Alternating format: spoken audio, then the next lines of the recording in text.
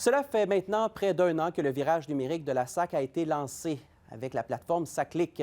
On se souvient des difficultés rencontrées, les erreurs dans les dossiers, les files d'attente dans les succursales, les longs délais également dans les traitements de demandes.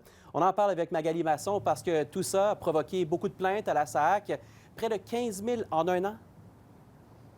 Oui, c'est une hausse record, Louis-Simon, et de loin.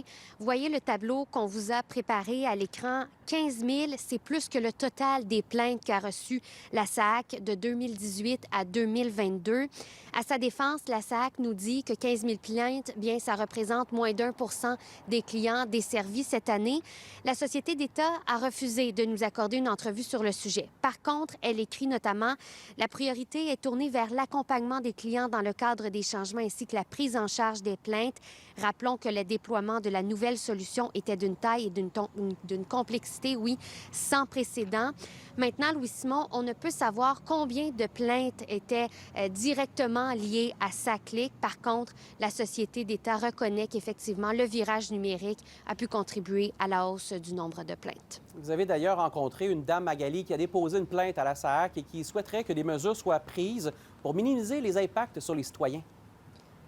Oui, Stéphanie Chabot qui a subi plusieurs difficultés avec SACLIC. D'abord, elle n'est pas en mesure d'avoir accès au portail en ligne. Elle dit que lorsqu'elle tente d'entrer ses informations, on lui dit qu'elles sont incorrectes. Et dernièrement, elle a tenté de payer son permis de conduire et elle s'est rendue compte bien qu'elle n'était plus inscrite au prélèvement automatique et ça a occasionné bien des tracas. Moi, chaque année, ça fait des années que je paye par prélèvement.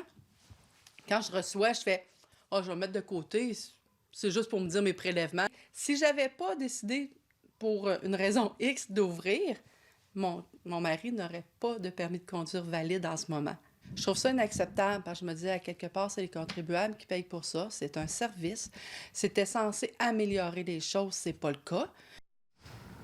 Stéphanie Chabot se demande si certains frais, par exemple d'immatriculation, pourraient être abaissés justement pour compenser la perte de service. Elle aimerait aussi que le gouvernement mette les bouchées doubles pour améliorer la situation parce que je vous rappelle que le cafouillage de SACLIC a coûté 41 millions de dollars à l'État québécois. Effectivement. Merci, Magali.